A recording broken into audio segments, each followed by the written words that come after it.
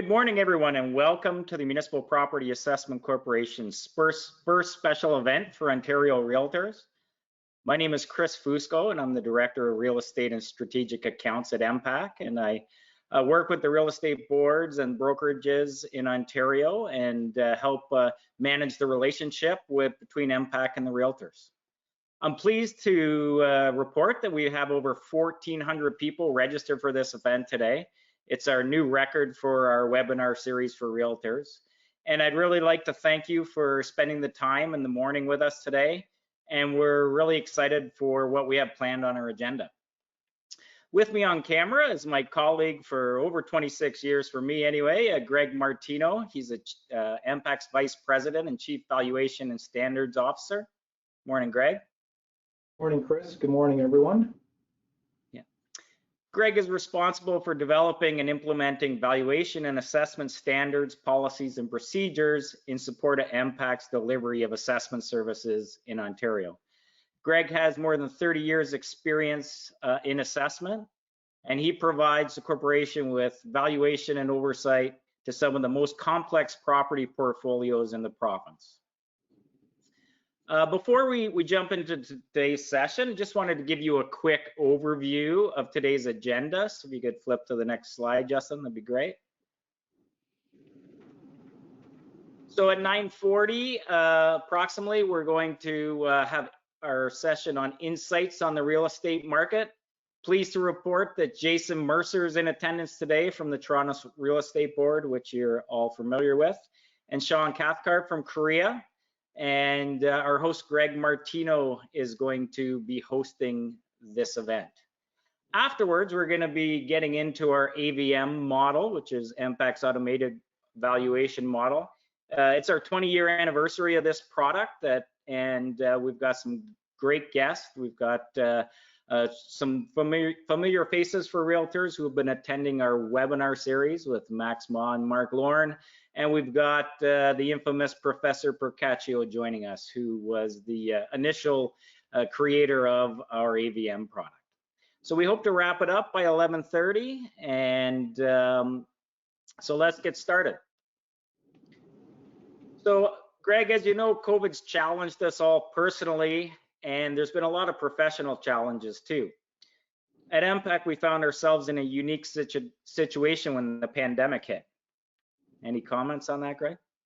Yeah, it certainly did. Maybe if we can go to the next slide, Justin. For the benefit of those joining us today that might not be overly familiar with MPAC, I'll just start off with a brief overview as to who we are and the role we play here in the province of Ontario. As MPAC, we assess and classify every property in Ontario, from single-family homes to commercial buildings, industrial factories, and farmland. Ontario is comprised or consists of 5.4 million properties with an assessed value of over $3 trillion. We assess every property based on a legislated valuation date that is determined by provincial statute and legislation set by the Ontario provincial government. And municipalities across Ontario use our property assessments to determine municipal tax rates, municipal revenue requirements, to make informed decisions on how best to invest in our communities. So maybe if we can go to that next slide.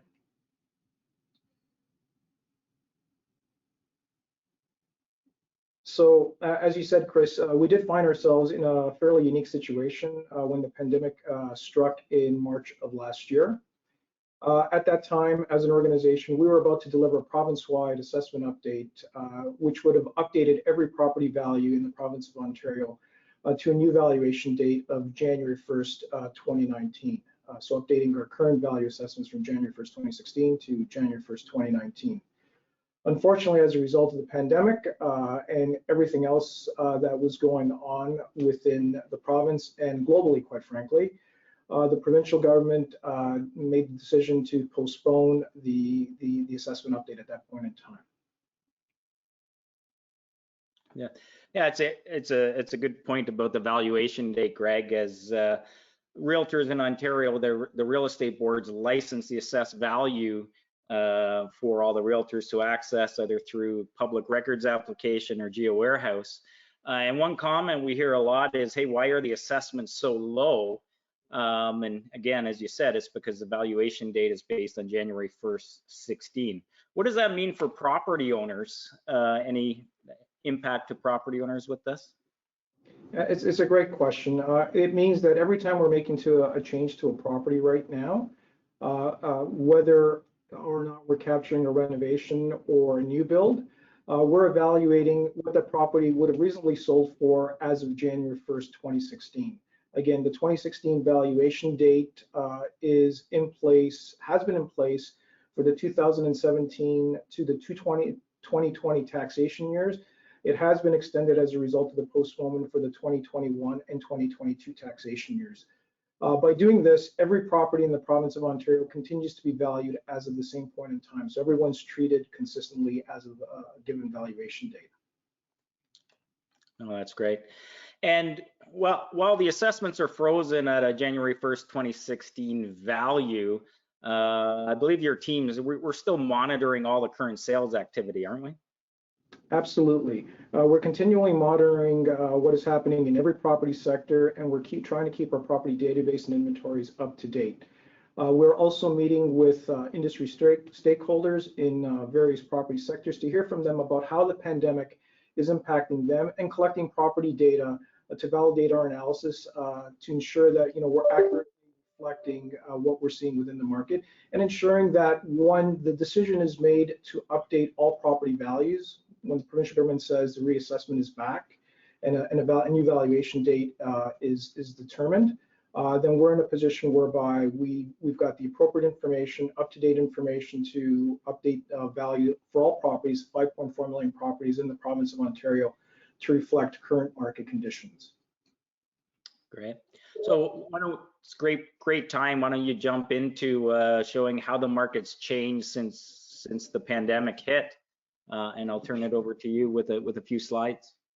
Sure, great. Justin, if maybe we can go to the next slide.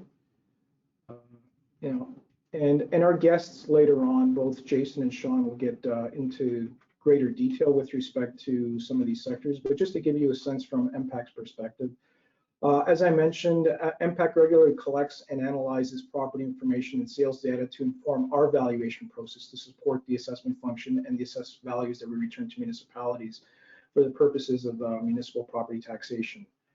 Even in a non-assessment update year, this review and analysis continues, and it's important, particularly now with the pandemic, that we're continuing this analysis to stay current and on top of what's going on within the various property markets and sectors. For residential properties themselves, there has been a steady increase in sales volumes since 2016, as is indicated by this chart. In addition to sales volume, sale prices have nearly doubled across the province since 2016, with a significant degree of price appreciation occurring since the second quarter of last year. In January 2016, the median residential sale price was approximately $370,000, and this is province-wide. Move forward to January 2019, the year preceding the pandemic, the median sale price rose to $435,000. And looking to this year, by the end of April, the beginning of May, the median residential sale price had risen to almost $691,000. So significant appreciation since 2016.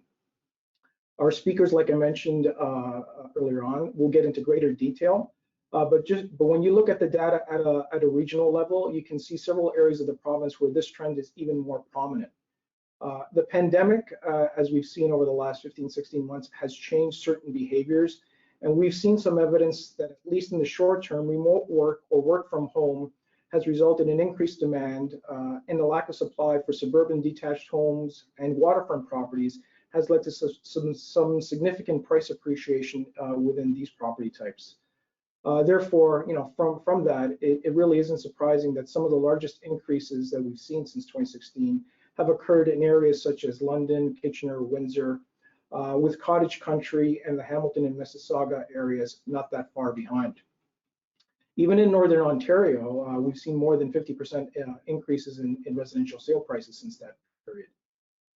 Areas that are deemed to be affordable relative to Toronto have also seen additional activity as more people have reconsidered how close they really need to be to the office to get their work done. But it'll be interesting to see how this trend continues as we get back to some semblance of normalcy, or at least find what the new normal is within the new market or within the post-pandemic world. If we can go to the next slide, Justin. When you look at the breakdown by property type, we see that while not all have increased at the same rate, there has been a sharp increase across the board beginning in the latter half of 2020, be it detached, semi-detached, townhomes, waterfront properties, and condos. As I mentioned earlier on, overall, detached homes and waterfront properties have seen the largest price appreciation.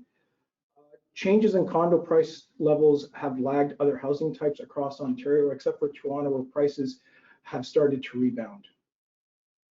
If we can go to the next slide, Justin. So similar to the residential market, the multi-residential sector has remained strong with a similar upward sales trend. Sales volumes eased somewhat in early 2020, but the value of the transactions have remained strong, with the high sales volumes and sale prices seen in the city of Toronto. And this is primarily due to some of the housing pressures that we've seen in the city of Toronto for quite some time. Provincially, there continues to be a chronic shortage of rental housing, and as a result, rents have remained relatively competitive within this sector. Some of the expenses for these properties have gone up over the last 15-16 months, and that's really as a result of renters or tenants staying home, working from home, and so you have seen an increase in terms of utility usage, and that'll be reflected in the bottom line as we look to do some further analysis with respect to how these properties are behaving from a financial perspective. Travel is also significantly down as a result of the restrictions that have been in place, which has increased rental supply from secondary rental markets such as Airbnb, where short-term leases are being exchanged for more traditional long-term leases. Looking ahead for this particular sector, as borders begin to reopen and immigration recommences, we may see an increased demand within the sector. So again, that's something that we'll be keeping an eye on over the course of the coming months going into the following year. If we can get to the next slide, Jason. So the retail sector is an interesting sector, and this is one of those areas which was already in a state of evolution prior to the pandemic. And it has been one of the more vulnerable sectors that have been affected by the lockdowns and restrictions that have been in place since March of last year. The post-pandemic recovery of the retail sector is expected to take longer than some of the other sectors that we're monitoring, such as the office, residential, obviously multi-residential, as I've discussed. Retail sales are down, and particularly for those services not deemed to be essential.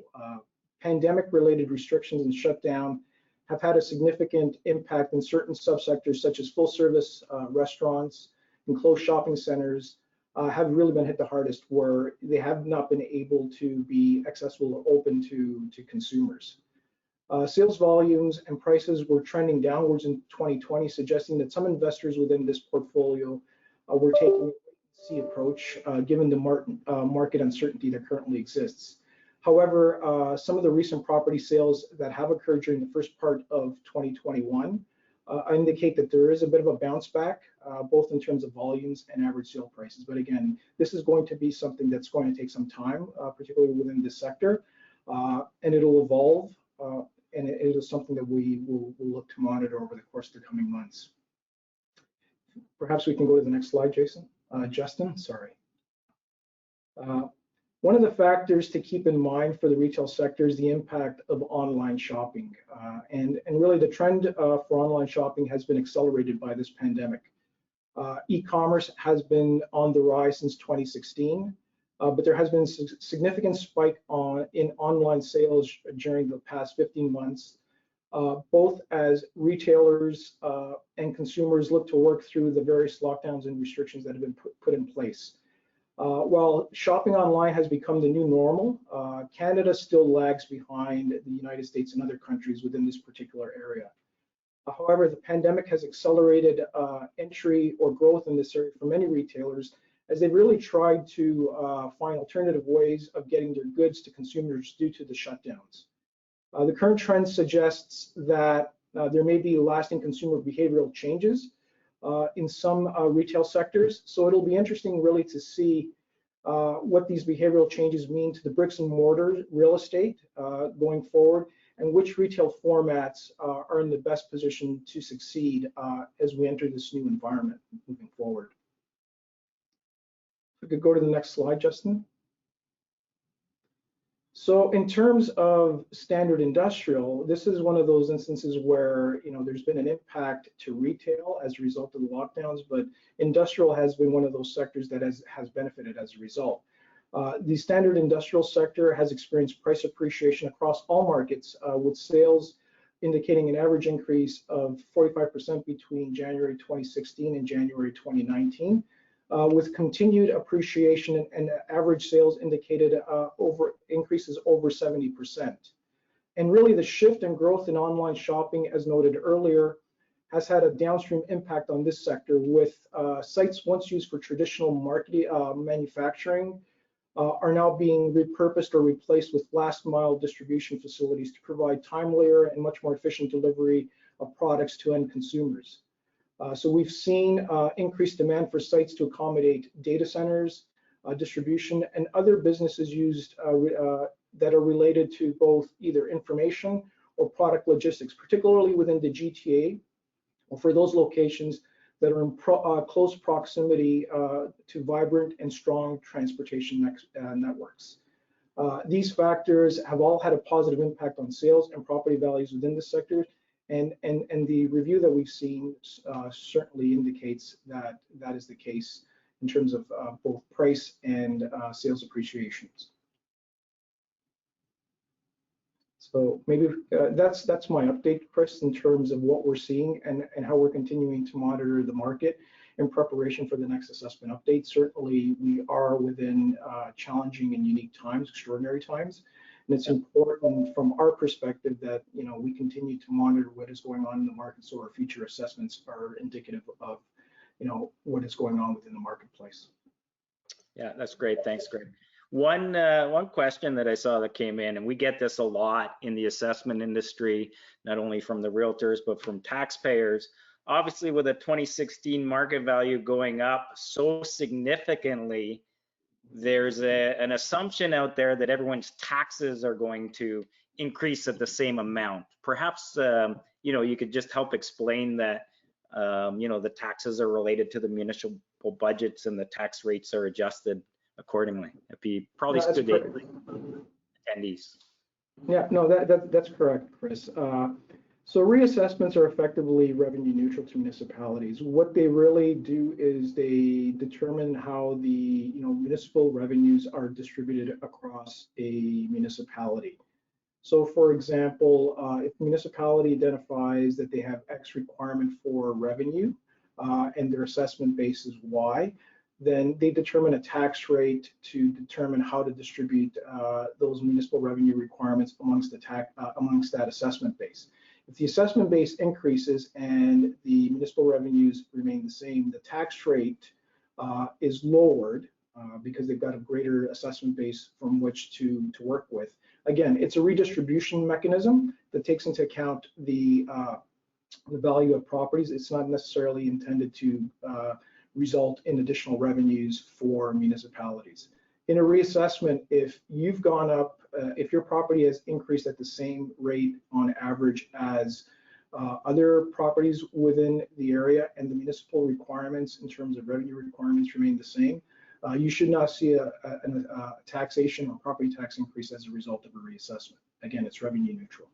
Yeah, thanks, Greg. That's great clarification. So now happy to turn the floor over to Greg, and I'd like to welcome Jason Mercer from the Toronto Region Real Estate Board and Shaun Cathcart from Canadian Real Estate Board, Korea, and they're going to give us some insights. So with that, welcome Shaun and Jason, and I'm going to turn it over to you, Greg.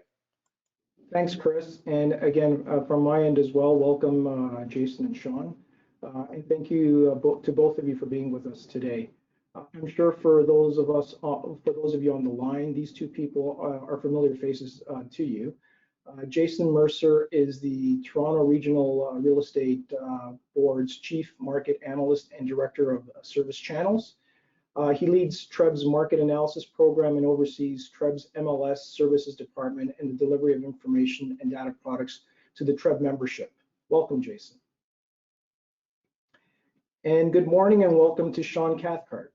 As CREA's senior economist, Shaun manages the production and distribution of CREA's national resale housing data database. He also is in charge of market analysis, providing housing market intelligence and analytical materials to boards, associations, members, media, government, and other real estate industry stakeholders. So let's talk more about the market. I started off by talking with Chris about some of the shifts that we've seen through the course of the pandemic in various sectors. We're really interested to hear your insights as to where the market is today. So Jason, let's begin with you. What can you tell us about what you're seeing with respect to the housing market for the greater Toronto area? So I'll turn it over to you, Jason. Sure, thanks very much, Greg, and I appreciate you having me here today, and Shaun, and certainly happy to speak to our membership about market trends, both in the GTA and Greater Golden Horseshoe, and of course, in Shaun's case, across the country as well. So what I'll do is I will share my PowerPoint. Can someone, Greg or Chris, can you just let me know that you can see it? Yep, can see it. You're good to go, Jason. All right, thank you very much. So I'll jump right in. And the first thing I always like to point out in these presentations is that, you know, the residential real estate market, and more broadly, you know, the resale market for residential and commercial is a key economic driver in Canada. And certainly if you look at, you know, the economic impact of home sales that our membership that are taking part in today's presentation and membership across the Ontario, if you think about, on average, the economic impact of each transaction that's reported through TREB's MLS system or other MLS systems in Ontario, it's getting on $70,000 of additional spin-off expenditures. So, you know, whether you're talking about professional services like realtors and legal and financial advisors and what have you, of course, you know, every time someone is going to list their home for sale or conversely purchases a home, there's going to be renovations that take place.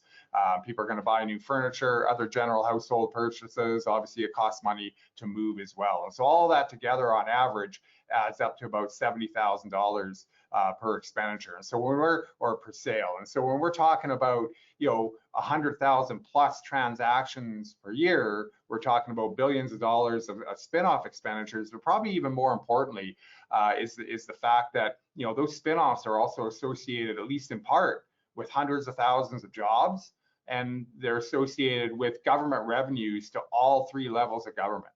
And so it's important to point out, I know that, you know, the realtors across Ontario and across Canada are active in their communities. They speak with policymakers all the time, and I think it's always important to hammer home the point that, you know, the impact of the real estate sector in Canada is huge on the overall economy, and will be important as we move through the recovery of COVID-19. And so when we're thinking about different policies that may be pointed at the housing market moving forward, it's always important to think beyond just the number of sales or where the price point is. It's also important to remember, you know, what the unintended consequences of some policy directions could be and how that could impact, you know, broader economic impacts in the economy. And it's important to point out when we think about those impacts, how important the realtor is to bringing those online. And so we've had Ipsos undertake consumer polling for us in the fall and sometimes spring of each year since 2015. And consistently, we found that people that said they're intending on purchasing a home over the next 12 months, you know, it's always been in and around that 80% mark to say they're going to use a realtor. And so when we think about those economic impacts, you know, you play a big role in that positive benefit. And I'd argue that the realtor's role is even greater than this 80%, because, you know, we've seen great cooperation between realtors and home builders over the last decade to decade and a half. And certainly a lot of you have customers that ultimately use your services when negotiating a deal at a pre-construction sales center as well. So I would argue that, you know, that number actually grows beyond that 80% mark when you take into account new home construction and your involvement in that sector as well. So jumping off that and thinking about, you know, what we've seen in terms of the housing market and the underlying economy over the last year and where we expect to go, you know, when you're thinking about the housing market, consumer confidence is very important. People need to be confident in their ability to retain their employment over time. Obviously, they want to see their income increase on a sustained basis over time as well. And with that in hand, people are confident in their ability to purchase and pay for a home over the long term. And you know, one measure of, you know, where we expect the economy to go is to look at equity markets. Because if you look at the valuation, this chart, for example, is the S&P TSX, but you could look at the Dow, you could look at the S&P 500. Essentially, what you're looking at is what equity market participants expect in terms of future growth for companies that make up these indices. And so, you know, obviously, if you think back to March and April of 2020, we saw a steep drop off in equity market valuations, and that was because of the uncertainty that surrounded those initial days of COVID-19. People didn't know what the impact was going to be broadly in the economy and which sectors would be impacted more than others. But fortunately, a lot of sectors of the economy, and particularly those sectors that were associated with average to above average earnings, office sectors by and large, were able to make that transition from the bricks and mortar office to the home office very quickly. And so, you know, confidence in equity market participants started to feed through very, very quickly. And we saw a quick rebound in valuations to the point where now we're about, you know, as we move midway through June, we were about 12% above the pre-pandemic peak that we had hit back in February of 2020. And so obviously there is the feeling that recovery is at hand, and that recovery will continue as we move into 2022. And that was reflected in the labor market as well. There's a bit of a longer time frame, but if you look at employment, more or less in the Greater Toronto area, obviously we saw a steep drop off initially in employment. A lot of people were furloughed, temporarily laid off, because again, there's that uncertainty in the marketplace, and companies didn't know to what degree they would need their employees moving forward as we moved our way through COVID-19. Again, you know, people were able to move into the home office environment fairly quickly, and so a great number of these individuals by summertime were back in their regular employment or had moved on to other opportunities. Now, it's important to note we haven't fully recovered back to the pre-pandemic peak in terms of employment, and that's because of the impact of, you know, the successive waves of COVID-19 that's really hampered that sort of person-to-person interaction. Right? So whether we're talking about in-person retail, or whether we're talking about the hospitality and tourism sector, or whether we're talking about the arts and entertainment sector, it's been a lot more difficult for these types of businesses that really didn't have the ability to work from home and what have you. And so obviously the hope, as we're seeing, you know, vaccine take up very strong, first doses, you know, we're on top of the heap from a global perspective, and obviously every day we're hearing better and better news in terms of second doses of the various vaccines. And so, you know, obviously as we move through summer, the feeling is that these businesses that are still being hampered by the necessary public health restrictions will start to see an improvement in their fortunes as well. So overall, if you're thinking about the home buying population in Canada and drilling down to the GTA and Greater Golden Horseshoe, you know, confidence has remained quite strong.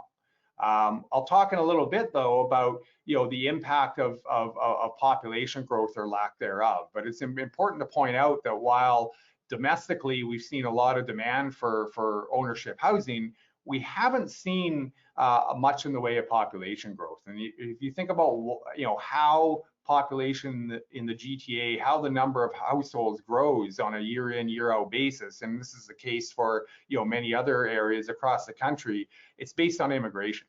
And certainly as we moved into the COVID-19 period with border closures, you know, obviously with Canada, but around the world, the movement of households from other countries into Canada really ground to a halt. I mean, if you look at this chart and look at immigration numbers into Ontario, they trended very low very quickly back to levels that we hadn't seen since the 1980s. But fortunately, if you think about the federal government's overall recovery plan, one of the underlying tenets is to see a real resurgence and immigration as we move through 2022 and 2023. And all of these people are going to require a place to live, whether they're looking at the ownership market or the rental market in the Greater Toronto Area or the surrounding GTA. So again, thinking about the housing market not only in the short term over the last year, but looking forward, I think it's obviously reasonable to assume that we're going to see an increase in demand just on the basis of population growth alone. So a fairly quality scenario unfolding with regard to the underlying economy. Obviously, we're going to see population growth, a resurgence in population growth based on immigration as we look forward into 2022 and 2023. But another key piece of the puzzle when you're thinking about the demand for ownership housing is obviously borrowing costs. And so where do we expect borrowing costs to go? Well, a key factor that we need to consider when we think about interest rates is inflation. And certainly the Bank of Canada has indicated that they're looking to keep their policy rate, their target for the overnight lending rate, as low as possible to support the recovery of the business sector. At the same time, they are keeping a very close eye on inflation. Their mandate is to keep inflation in and around that 2% target over the long term. There's a bit of a base effect, but we have seen the rate of inflation, both in terms of the all items index and also looking at the Bank of Canada core, has approached or even shot through that 2% mark. But again, that sort of year-over-year comparison to the COVID period is playing through there a little bit as well. But by and large, we do expect to see inflation trending upwards as we move through the remainder of 2021 and into 2022. And that'll obviously influence the Bank of Canada's decision moving forward. And to a certain degree, higher interest rates in the future have already been priced in to sort of mid-range and longer range Government of Canada bond yields. And these are important because if you think about the type of borrowing products that home buyers take advantage of, like a 5-year fixed rate mortgage, still a very common or sort of a barometer interest rate when you're thinking of the housing market. We've already started to see yields for the related Government of Canada bond trend upwards. And it's important because it gives us a sense of what it costs lenders to raise money to then turn around to lend out to your clients in the form of a mortgage. And we can see that relationship, how strong it has been over time. So the cost of raising funds to lend out goes up, so too over time will mortgage rates, because those costs are going to be passed on to the end consumer. The mortgagee. And so, moving forward, it's not a perfect relationship, but moving forward, we would expect to see interest rates, borrowing costs, and mortgage rates edging upwards as we move through 2021, and even more so as we move into 2022. But it's important to point out that over the last few years, we've seen a built-in the built-in stress test based on the OSFI qualification rate, where you're looking at today, since the beginning of June, that any home buyer looking to take on either an insured or uninsured mortgage is having to qualify not at their contract rate, but at the higher of their contract rate plus 2 percentage points, or 5.25%. And so obviously that's building in a pretty substantial margin of safety for a lot of home buyers, to the point where if you're looking at the annual mortgage payment over the course of time associated, say, with $100,000 worth of mortgage, you're building in somewhere between $13,000 and $15,000 in terms of added payment you have to show that you could account for in the event of a rising interest rate environment. And so while it is possible that we may see higher interest rates, and probable that we will see higher interest rates as we move into 2022 and 2023, a lot of households today have proven their ability to account for this through the OSFI stress test. And so, the higher borrowing costs may not have as much of an impact as some people would think on the demand for ownership housing. I won't spend a lot of time on the overall sort of aggregate statistics. It's been pretty well covered in various media, and obviously, TREB and other real estate associations across Ontario and Canada, and certainly Shaun will speak to the Canadian context, report on this on a monthly basis. But certainly as we move through the second half of 2020 and into 2021, from a sales perspective, we are setting monthly records up until March of this year. I think what's most interesting is actually we saw an earlier seasonal pullback in sales than we normally would. Generally speaking, May is the strongest month of the year, but it certainly looks like in 2021 that March, with over 15,000 deals put through TREB's MLS system, will have been the strongest month. And I think if you take a step back and think about what we've already discussed in regards to population growth, it goes a long way to explaining what's going on. I mean, we saw a lot of pent-up demand, and I would argue we're seeing pent-up demand grow even before the pandemic. In the second half of 2019, market conditions were tightening up, and if you look at January and February of 2020, conditions were very strong. It was getting tighter. There was a lot more competition between buyers. So you were already starting to see renewed pent-up demand in the GTA resale market, and obviously those first few months of the pandemic only added to that.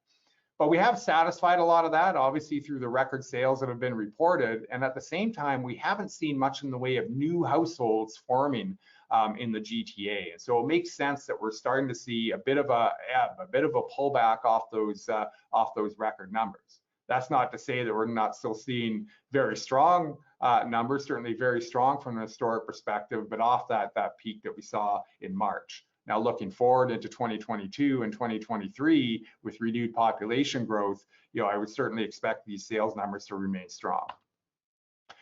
Similar situation on the listings front, and that was really important because if you think back to the early days of COVID-19, we saw a steep drop off in sales, but we also saw a steep drop off in new listings. And so we didn't have any kind of protracted scenario where there was a mismatch between demand and supply, where you saw a glut of inventory in the market and a steep drop off in prices. The only sort of segment where you could argue that happened to any great degree was the condominium apartment market, where you saw an uptick in investor listings early on in the pandemic. But I'll look at that in a little bit more detail in a few slides and show you that even that market segment has turned around and tightened up fairly substantially over the last few months.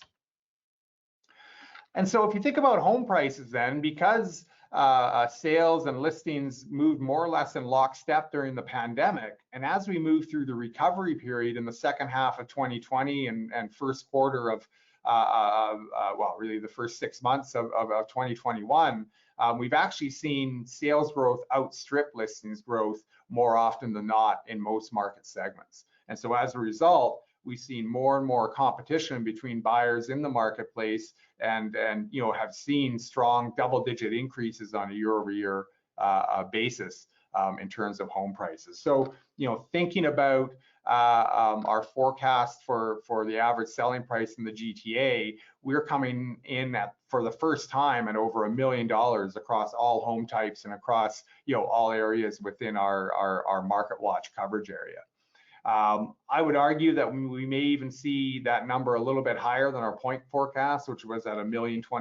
I think realistically, when we release our forecast update with our July release, we'll be talking more in the neighborhood, $1.50 million to $1.75 million. But suffice to say, above $1 million for the first time is supported by very, very tight market conditions.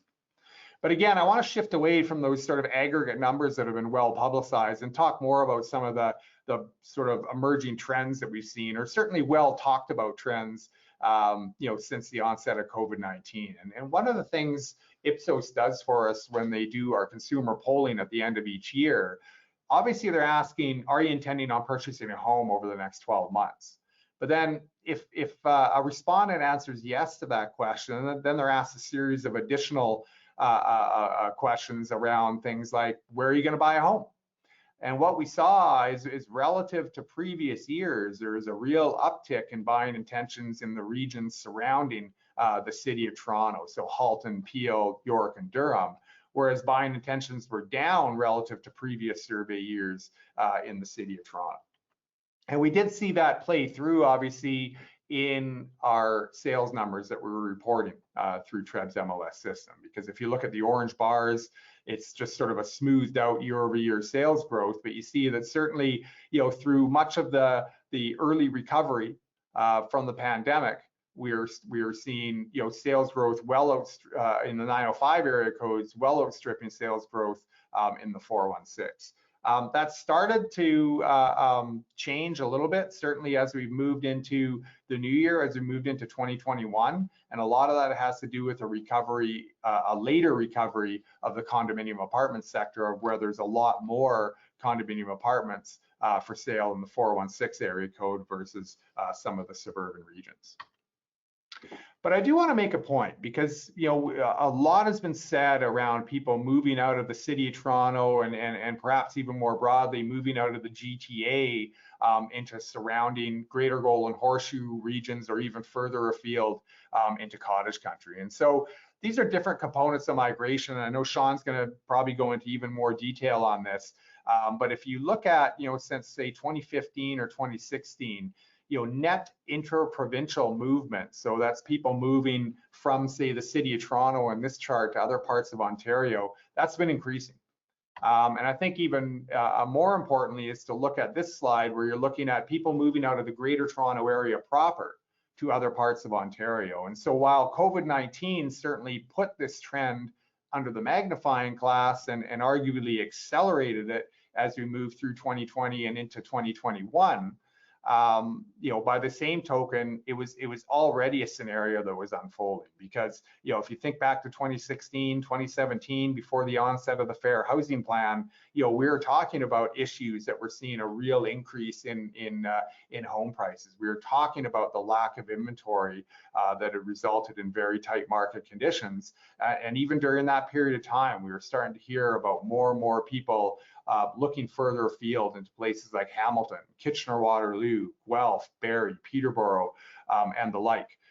And that's continued and has only been magnified, as I said, under COVID-19. But it's important to point out that this trend was already unfolding. And as we move to the other side of COVID-19, and as we start to think about other issues, including housing, and from a policy perspective, it'll be important to make sure that the supply of housing it comes back to the fore. I mean, we have potentially 3 elections over the next year and a half, and it'll be important for people that are running in those elections to chart out what their plan is to bring more supply online, to account for the population growth, to account for the new businesses that are looking to move to the GTA and the broader Greater Golden Horseshoe.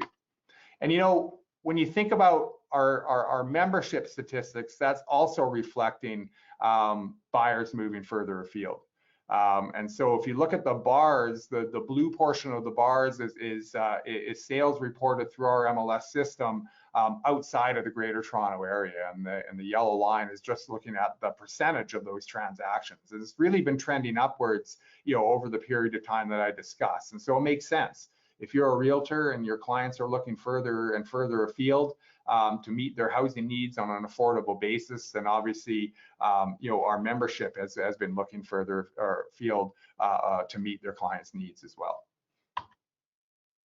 So again, if you look at some of our polling results, it's interesting because thinking about affordability and thinking about the geography of home purchases in the years leading up to COVID-19, it's not surprising to see that buyer intentions in the detached market segment were trending lower since 2015 when we first started doing this survey. But it was interesting to note the fall of last year, as we started to see the work from home trend increase, buying intentions for detached home, there was a marked uptick, and that was largely at the expense of the condominium apartment segment. And so if you're looking at your ability to work from home and live further afield, and said you're intending on purchasing a home over the next 12 months, I think it made sense that the more people were at least thinking about the purchase of a detached home type versus some higher density counterparts. And we obviously saw that when you think about our home sales as well. Again, in the first 6 months of the recovery from COVID-19. So say from July through the end of 2020, low-rise home sales were certainly driving the bus in terms of overall growth. But again, as I mentioned, as we moved into the new year, we started to see a resurgence in condominium apartment sales, absorbing a lot of that initial spike in inventory that built up from investors selling, to the point where the condominium apartment is once again becoming tight within the city of Toronto, and you're starting to see renewed price growth in that market segment as well. And that makes sense because, again, if you think about our polling numbers from Ipsos, consistently first-time buyers have been a major factor in terms of buying intentions on a year-in, year-out basis. First-time buyer intentions are not as strong as what we saw back in, say, 2015 or 2016, where they're accounting for half or even more than half of buying intentions throughout the Greater Toronto Area. But even at the end of 2020, and even as we're still working our way through COVID-19 and thinking about, younger people, younger households were, disproportionately affected by the economic impacts of COVID-19, and yet, we are still seeing about 40% of intending home buyers were going to be first timers. And I think that goes a long way to explaining why we've seen a resurgence in the condominium apartment market in the city of Toronto, because condos still represent an affordable entry point into home ownership in the GTA versus low-rise home types. So just some concluding thoughts, and then I'll turn it back to Greg and Shaun. The timing of the full recovery of the economy from COVID-19 will depend upon vaccine take-up and case count. And obviously, we've made great strides over the last couple of months, both in terms of first shots and second shots, and by all accounts, that will continue. And so as we move through the summer, I think the expectation is that we'll see a further loosening of public health restrictions, and that'll help those remaining sectors that are still on the outside looking in terms of economic recovery. Looking beyond 2021 into 2022 and 2023, we're going to see a strong resumption in immigration.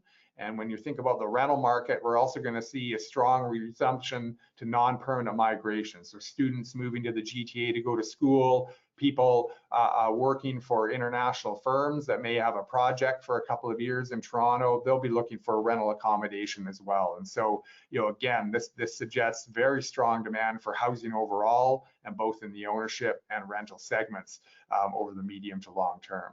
The condo segment's going to continue to pick up, and that'll particularly impact sales within the city of Toronto. And I think it's certainly reasonable to assume that we're going to see tighter market conditions for both ownership and the rental segments for condos as we move through the second half of 2021. And I can't stress this enough. If you're thinking about a policy perspective, you're thinking about where policymakers need to focus their attention as we get to the other side of COVID-19, it's on the supply of housing. And that's whether we're talking about ownership or rental in terms of market-based, or whether we're talking about affordable housing. We have to streamline the process to bring more housing online, and even more importantly, a greater diversity of home types. So bridging that gap between traditional single-family homes and condominium apartments. And more and more policymakers have been getting it. If we were having this conversation 5 years ago, someone might say, Jason, your whole supply argument, that's a red herring. We need to focus on the demand side. We need to slow this market down. But we've seen successive moves to influence the demand side of the market, and they do have a temporary effect. But we keep coming back to the fact that market conditions tighten up, competition heats up, and there's a lack of inventory. And whether you're talking about the city of Toronto and case studies for the missing middle, or whether you're talking about the province of Ontario and more of a focus on housing diversity around transit infrastructure, and certainly the federal minister of finance has recently argued as well that we need a national strategy to bring on more on housing supply. So with that, I'll turn it back to Greg. Thank you very much for your time. Thanks, Jason. That was very informative, and as the session says, quite insightful as it relates to the state of the real estate market in the Greater Toronto Area. We'll save some questions for after Shaun's presentation, but what I would like to do is I would like to invite Shaun on screen now. to provide us with his perspective outside of the Greater Toronto area. So welcome, Shaun. I'll turn things over to you. Thanks, Greg, and thanks for having me. Thanks, Chris, and thanks, Jason. All right, well, I mean, I guess one of the big risks when you follow someone like Jason, and he does the GTA and I do outside of the GTA, is that we basically offer the exact same presentation. So I'm glad that to say that I think mine's going to be a little bit different, whereas Jason's was, I think I'm going to take the baton from Jason and run with it a little further. And I'm going to try to do a little bit more what's going on right now compared to a few months ago. Obviously, Jason mentioned that the peak of the housing frenzy in Canada was in March. And so what's been happening, I'm just going to figure out how to, there we go. Can someone give me a thumbs up that they can see this? Greg? Yep, you're good, Shaun. All right, so let's get on with it. So one of the things I like to do with presentations like this, I think this is going to link into what Jason was saying too, is to try and pull out some of the most latest, greatest data that you may not have heard of. And so one of the things that came out last Thursday was the newest inter-provincial migration and international migration data from StatCan. It's for the first quarter of 2021, so it's not super fresh, but that's pretty good for StatCan. And what was really interesting in looking at it, and don't worry, I know this is a bit of a dog's breakfast of a chart, but I'll put some arrows and some circles so you'll know what to look at. What was interesting was we finally started to see some of the trends that we've been asked about since last summer that we had not seen appearing, but here they are. And obviously, one of the bigger parts of the conversation for today's audience would be intra-provincial within the province of Ontario. Good luck getting that from StatCan, like maybe next year for that level of granularity. But I think the housing data that I'm going to show later is going to quite clearly indicate what's going on. And obviously we all know what's been going on with inter-provincial migration in Ontario. But I think it's all part of the same meta conversation of during COVID, when you all of a sudden don't need to live super close to some building that you don't go to anymore, that some people are going to decide to live somewhere else. And so the question is, where would you want to live if you didn't have to be in a stinky city near a highway or something like that? And I think the answer is where we all choose to go on vacation for a couple of weeks in the summer. The mountains, if you're a skier, the ocean, the lake, and that's exactly what we're seeing. And so if you look at this net intra-provincial migration within Canada, I've done a couple of years worth here of quarterly changes, and you can see that the most recent bar is the dark gray. Ontario, huge loss. Not huge for Ontario, it's not going to be the end of the world, but in terms of the time series, definitely a big shift in the trend. BC, absorbing people like crazy. Now, obviously BC and Ontario are big, so that's why these bars look big on a chart like this. But if you look at some of these other ones I've indicated here, Alberta, record loss out. Even though people are moving to the mountains in Alberta, there's a huge shift out to the West Coast. Even Saskatchewan and Manitoba had increases in net interprovincial out, whether that's, and most of that to BC. And, Quebec, New Brunswick, Nova Scotia, on a time series basis, record gains from other provinces. So, to cottage country, to the beach, to the ocean, to the mountains, that seems to be the theme, and it's pretty predictable, actually. If you think about it, even Newfoundland and Labrador here had their first gain from interprovincial migration in probably 20 years. So there's something going on here. I think the big question is, to what extent is it going to continue once people have more certainty about what their futures relating to working and commuting look like? I think a lot of this hasn't happened yet. And then the other question is, to what extent is some of it going to reverse? If I'm a realtor, I see a lot of people moving around one way or the other.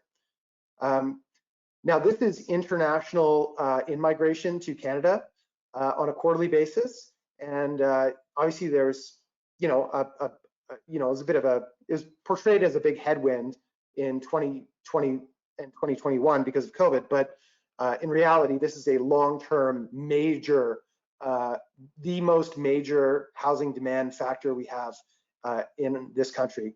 So much so that, as Jason mentioned, the supply is not keeping up with this. And under the surface of this demographically, obviously, you've obviously got all the millennials who are also going from their 20s to their 30s to their 40s, which is another huge structural household formation factor that is just overwhelming our ability to build fast enough, quite frankly, as I'll show you in a moment.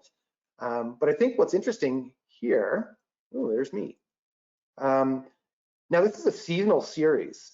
And so what's really important is to look at the all of the first quarters. This number isn't so big yet, but if you look at it, it's very much on par with where we were in the last few years. And so the question is, second quarter, third quarter, and then into next year, immigration, where does this thing go?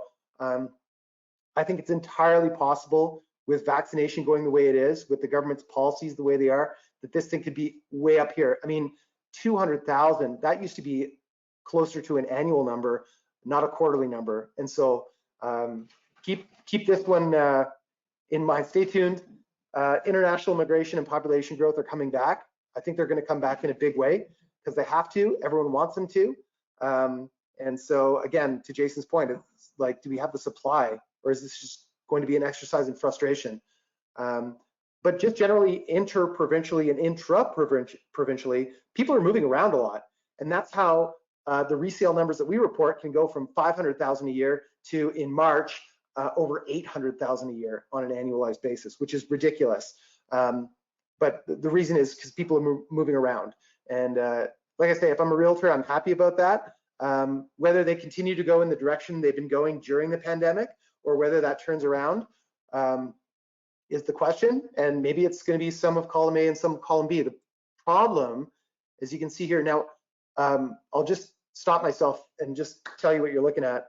Since I knew Jason was doing the GTA update, what I decided to do was Ontario minus the GTA. So it's all the rest of Ontario, what's going on in that as a group, and I'll break it out later.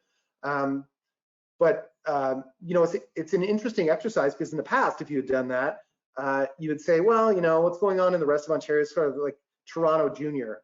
Whatever's going on in Toronto is, you know, the big factor, and then everything else is sort of a more modest version of that. Of course, in the COVID era, that's been the exact opposite. It's actually Toronto that's dragging down, in a sense, or moderating the Ontario numbers. And it's those other outlying areas that have been going absolutely crazy during COVID. And so that's what I'm going to show you today. And I'm going to start with overall active listings in Ontario, not counting the GTA, which of course has more because they've got a much more condo stock where there has been more inventory. But certainly the absorption of inventory in other areas outside, you know, further and further out, you know, you can go by year, you know, it was Mississauga, then it was Guelph, and then we're out to London, we're, you know, out beyond Kingston and up in Thunder Bay as of this year. You look at the absorption of inventory right around the time that immigration number started to shoot through the roof.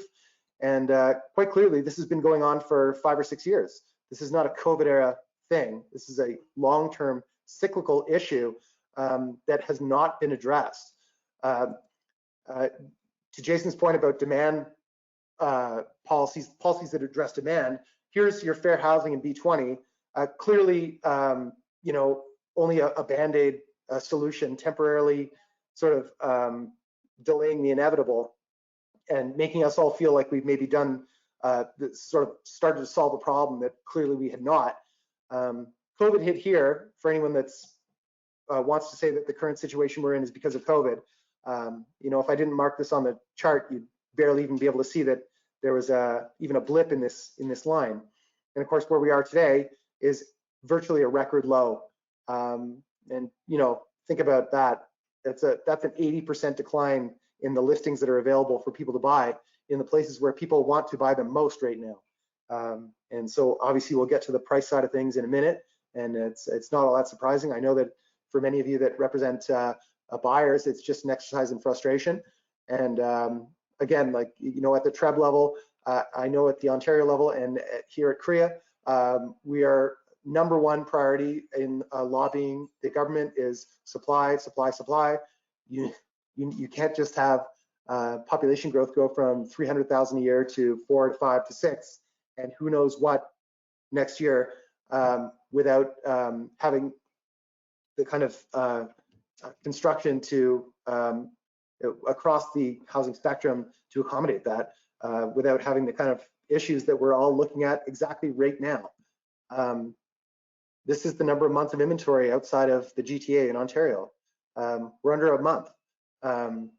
Quite clearly, you can see even way back in the 2015, 16, 17 days, it got a little ahead of itself, and fair housing sort of reset that. But I mean, you were in a seller's market that entire time, and prices were growing. Now they're growing even faster, because 3 months of inventory is one thing, 1 month is another thing. And I think the point I'd make is this is data that was released last week, and so this has not even started to turn around yet. We're in this right now. As we come out of COVID, we get vaccinated, all of the pent-up activity from people who were hunkered down this time that are going to come forward now, that things are safer. Got to remember that that's going to come out too. And so I don't know that there's any easy answers to the situation. But when you look at the MLS Home Price Index for May of 2021, just released on a year-over-year basis, these are from west to east across Canada, all the markets that are covered currently. And of course, here in your middle, that's Ontario. Obviously, there's a lot of markets in Ontario. So it does occupy a big chunk of this chart. And you can see quite clearly from a step function going from the prairies into Ontario and then out to the East Coast, all of the big gains are in Ontario, and most of them are outside of the GTA. If I look at the biggest ones in Canada, 40, 45, 50, 55% year over year, which is outrageous. It's all cottage country in Southern Ontario. So, there's not a one cottage country market that is not included in this group. And then we look at Toronto and surrounding areas, and they're those sort of outliers in Ontario. They're lower. To Jason's point, the condo market didn't really start to recover until the beginning of this year. And, the weighting of condos is just much higher in these markets. Hamilton, Ottawa, somewhere in between. But I mean, we're still talking in the 30% year over year. Even on the prairies, we're in double digits now.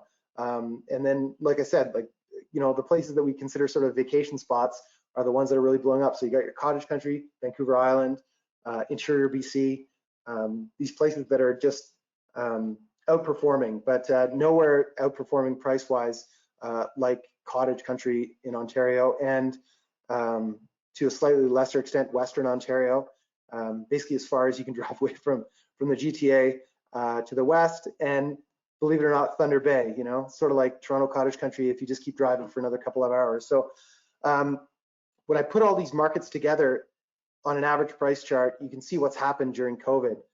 Clearly, this had started beforehand, as Jason pointed out, but like so many things, work from home, inequality, you name it, COVID definitely turbocharged trends that were in place.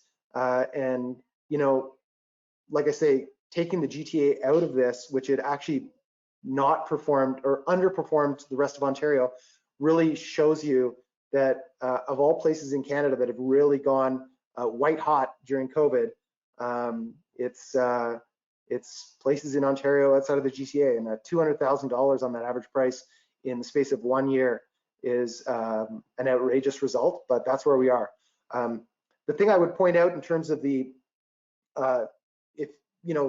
here and now is that little blip up at the top. As Jason pointed out, and as we pointed out in our news release, sales and listings both came off again big time from March to April, and then again from April to May. They're still very strong. Kind of feels a little bit like the lockdowns last year where the whole market just sort of went, whoa. But at the same time, we're all also getting vaccinated. And so I think some of the urgency around having to lock down a home base during a pandemic is probably in the rear view at this point. And we're maybe going to take the summer to sort of get our lives back to normal. But if you think back to the other charts I've just shown, all of the ingredients and the conditions are there for this to not roll over and start to go down or top out. There's no reason to think that it's going to do that. We've got the tightest market conditions we've ever had right now, and we're set to resume the kind of population growth we had before COVID. So, you know, it's hard to make predictions right now, and you know, there's still uncertainty. But you know, when I look at cyclical things that take years to get yourself into, and I see that we're still at the very most extreme end of that right now, that we haven't even turned the corner, I got to wonder to what extent this is temporary. I'm just going to flip really quickly through some eViews charts where I break down Ontario. So this is your central Ontario. So this is Toronto, Oakville, and Mississauga. And if you look in that most recent month, that's that slowdown that we've just seen, the sort of the most recent, you know, on the Oakville side of things, it went from rising the fastest it ever has 2 months ago to basically flat. So we'll see where that goes. Eastern Ontario, that's basically just Ottawa. It's still trucking on, but it's slowed down a bit.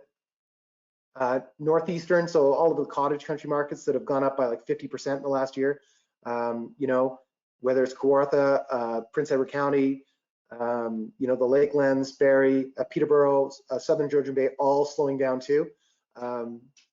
Not flat as a pancake yet, but they're definitely slowing down. Oops, what happened there? There we go. Southern Ontario, same sort of thing. If you look right at the edge of this chart, and Western Ontario as well, to a lesser extent, but that slowdown's happening everywhere. And so with that, I'm going to, how do I stop sharing? Justin, do you want to just turn me off here? Justin, can you help? There we go. Yeah, there should be a stop button there. Yeah, I stopped it. Does that look good now? It does. So with that, I would say, yes, things have slowed down in the last few months, but all of the ingredients are there for us to still be in the exact same situation we were in. So it might be a bit of a head fake, and I guess we'll all have to wait and see. And I'll leave it there. We definitely will, Shaun. Thank you very much. At this point, what I'd like to do is I'd like to invite Jason and Chris back as well. I think we have some time for a few questions. So I'm not sure, Chris, did you want to start with the questions? Sure. Or did you want me to start? Yeah, thank you both, Jason and Shaun. That was an excellent presentation, very timely. First question's for Shaun, and you touched on it in your presentation. And I know you said you didn't want to make predictions, but what impact do you think is population's growth going to have on the market? And maybe to follow up is, do you think it'll be a difference with the GTA market versus the rest of Ontario? Looks like you've done some work on that. So I would guess that, you know, the government, you know, when they're redirecting immigration, they're redirecting it away from the lower mainland and the GTA. And so to the extent that some of that inter-provincial migration is going out of Ontario right now, I wouldn't worry about that. If anything, the problem is still too much demand and not enough supply. You know, I don't like to make predictions, but I gotta wonder to what extent it's gonna come back in a big way. But certainly what we were saying coming into COVID, even way before, was is anyone paying attention to these international immigration numbers to Canada? Because to go from, like I said, population growth of in the neighborhood of 300,000 a year people for 25 years, give or take, and then to go 350, 4, 450, 5, 550 right before COVID, and the only thing that stopped it was COVID. You know, if you look at new construction numbers, housing starts and completions, they're not doing anything like that. And even where they are, we talk about units often, but units of what? And how much square footage? When you've got a middle-aged population, all of that immigration is coming in that sort of 30, 40-year-old range, and all of the millennials are moving into that range too. So it's definitely not something that you can look, it's kind of like history. You can't look back and see, well, what do we do about COVID? Because we don't have one in history to compare to, and we don't have a situation like this to compare to either. But certainly I think that to Jason's point, it's like, it's gotta be on the supply side. I'm not sure how you do that. I mean, like, Everyone's saying, yeah, it's really hard to get that done. And it's like, I bet it is. But at the same time, we're left dealing with these imbalances.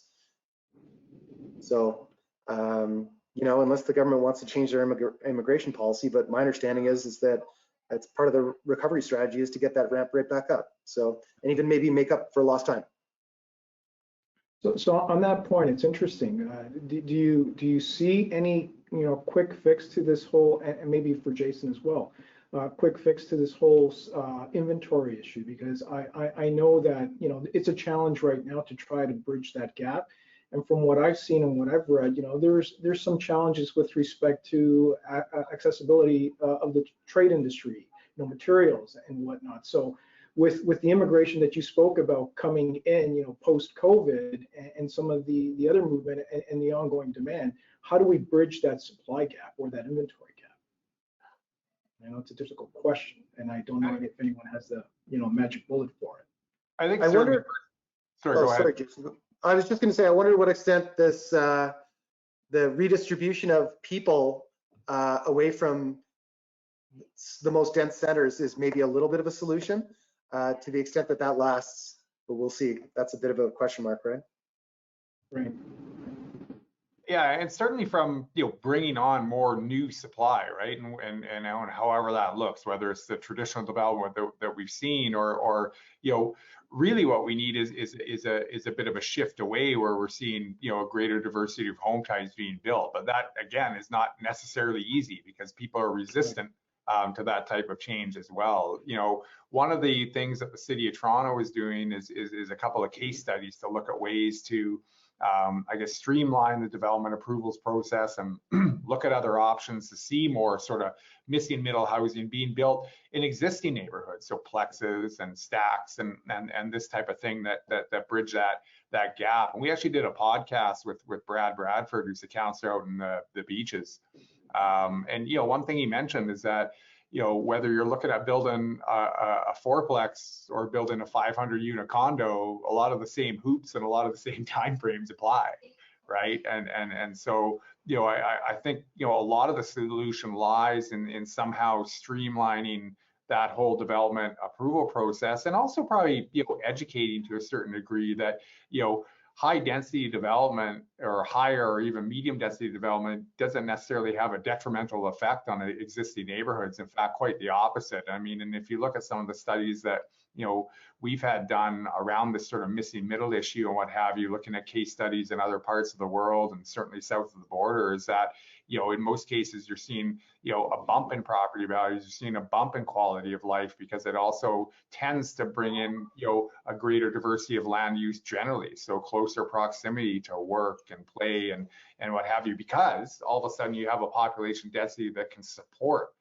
more amenities. It makes sense to bring on. So, and I think everyone's coming around to it. Like I said, we've seen a real shift in sort of the mentality, I think, in just the viewpoint, compared to when we were talking about the Fair Housing Plan and the original OSFI. Like, we're getting now up on 5 years or so, where now you're seeing policymakers say, well, yes, supply is the problem, and now we got to figure out how to deal with it. I think it's important at the federal level that certainly you're seeing the Minister of Finance, speak to it explicitly, and it's not just an issue associated with the GTA in Vancouver. And a lot of Shaun's slides bear this out, is that when you're talking about Sault Ste. Marie or North Bay, they're going to have supply issues given the type of migration that we're seeing. And so we need to come at this from a totally different mindset, because if we don't, let's look at the flip side of immigration.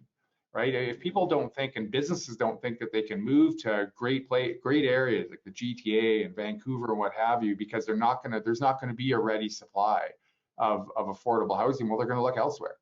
And so we need to be careful that if we don't do something about this, we start to look less and less competitive on the global scale, and people look at, and we don't want that. Like, we don't want to be talking about economic development issues in the GTA. We want to talk about supporting what we have right now, supporting the fact that we're attracting people and businesses from all around the world.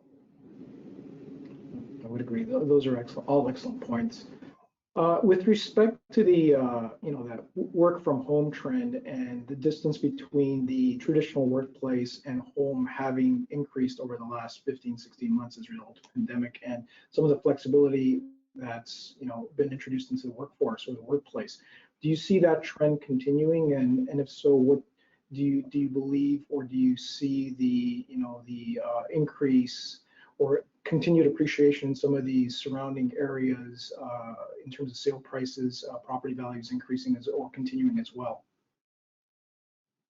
And either for Shaun or for Jason. I'll take a stab at it. I think that what I would say about that right now is that nobody knows what the future looks like yet. We're in the reintegration phase of this. I think that's why everything's sort of slowing down. So there was a lot of COVID pandemic era activity that's probably done for now. And then there's going to be post-COVID activity. I don't think that more people are going to say, oh, thank God we're in the perfect forever house for after COVID. I think the idea is that a lot of people are going to say our lives have changed. We just don't know how exactly yet. I guess for every day that you don't commute into the office, it allows you to live a little bit further out. And if you don't commute at all, you can go anywhere you want. And so, one of the ones that I wondered about was all of the people that I met during my career and in school that come from all kinds of little towns all around Canada that live in big cities to work and to work in. I wonder to what extent, if you're a young couple and you're having, the first kids and the grandparents live in somewhere, wherever it is, interior BC, that maybe that's where you want to be. But that's the I don't commute at all. And then there's the sort of middle of the road sort of I don't need to be 20 minutes away from work if I only go in every so often. So I think that there's a lot more churn that is going to happen as a result of this experience and whatever the future looks like. There's also going to be churn with respect to where your business that you work at is located, because they don't need nearly the same space amount or type than they did before. And then there could also be a lot of churn within the jobs market of people who moved to London and said, the work said, we want you back at work in the GTA. And they said, well, you know what then? I quit. I'm going to get a job in London. So I think there's a lot of moving parts. And so I guess we'll just wait and see. I think it's hard to predict, just like so many things that we've all gotten wrong this whole time, right? We're certainly in interesting times, that's for sure. Any comments from you, Jason? Yeah, I mean, it's hard to imagine. We've evolved over the course of a year and a half. I think if you talk to any business, before COVID, before it was on anyone's mind, could you pick up and basically move in less than a month? Going from everyone's in the office to no one's in the office, and you're getting by, and you're bringing people back on, and the economy's starting to expand again.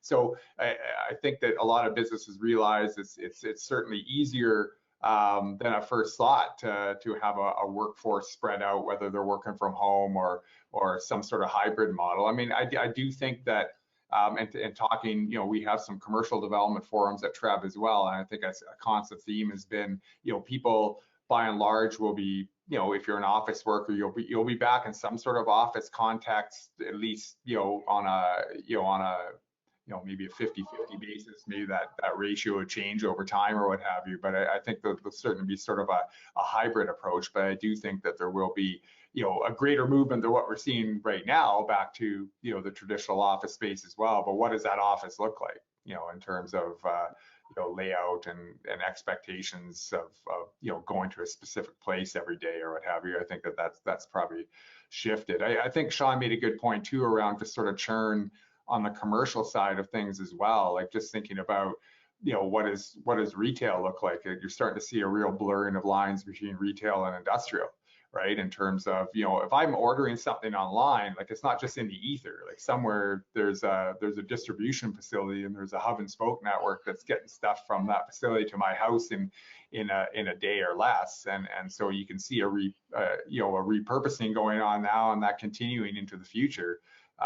Because just because health restrictions are lifted, it's still going to be more convenient for some people to click a button on their phone rather than hop in the car and, go down and get whatever they need from the local bricks and mortar store. So I think that, that'll be an important consideration as well. And it may have considerations for the housing market in terms of maybe providing opportunities for more mixed use development that would include residential that maybe weren't there before. So, I think it's going to be an interesting time over the next 5 years or so in terms of, land use and how things may shift a little bit.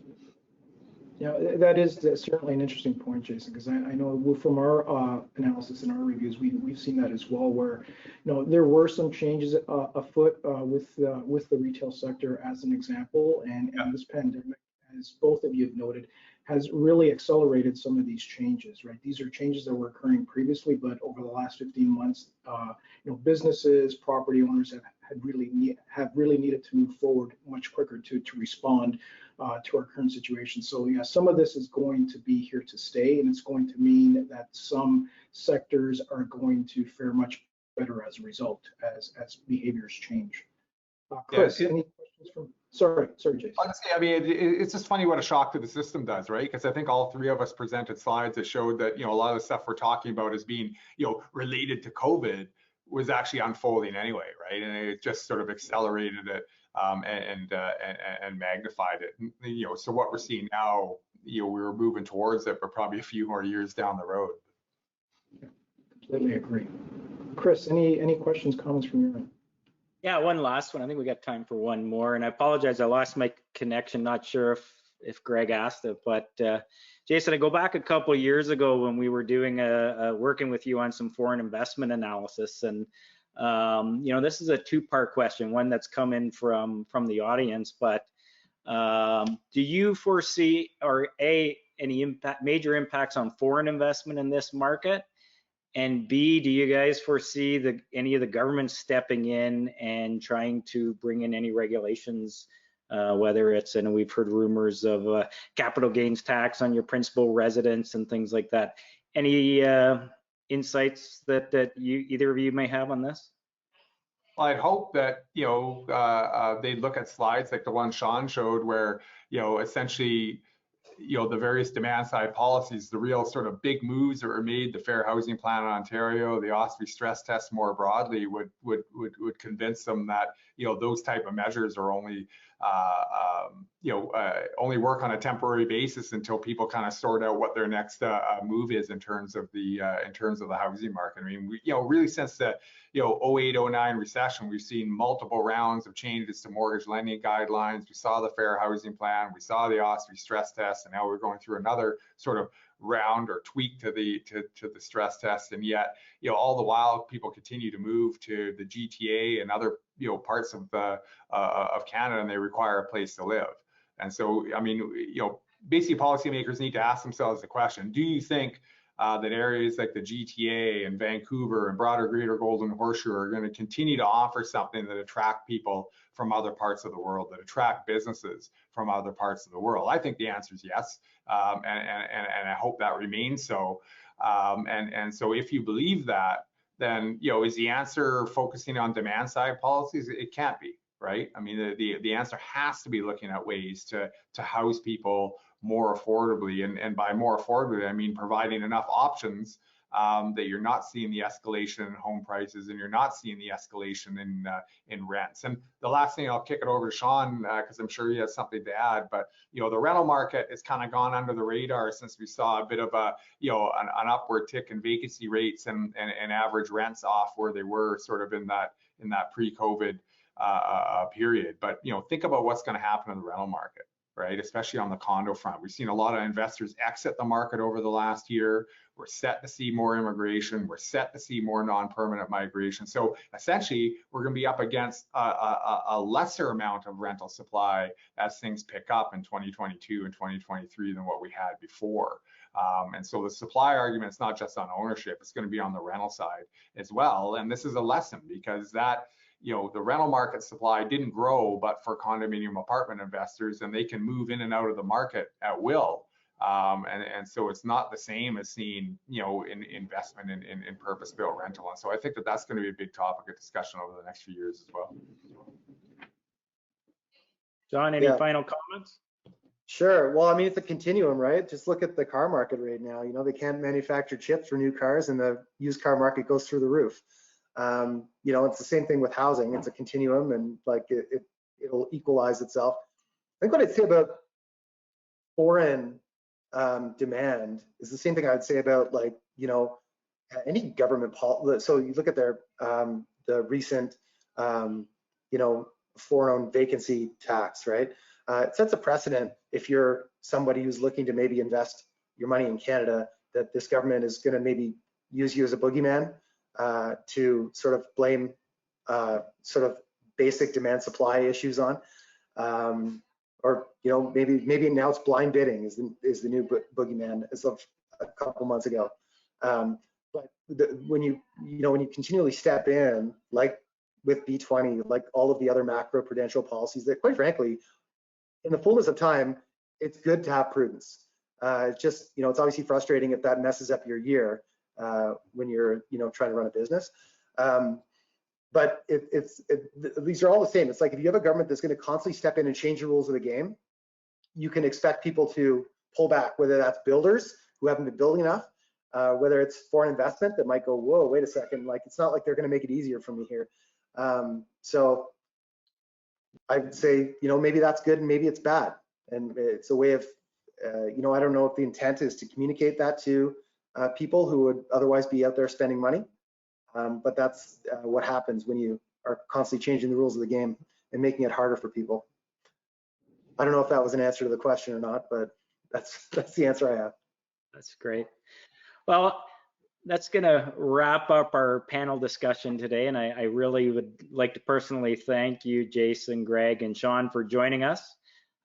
Excellent discussion. And I'll let you guys, I know both Shaun and Greg, I think you guys had board meetings you said to get back to. So let you get back to those exciting board meetings, and we'll move on to the second part of our presentation today.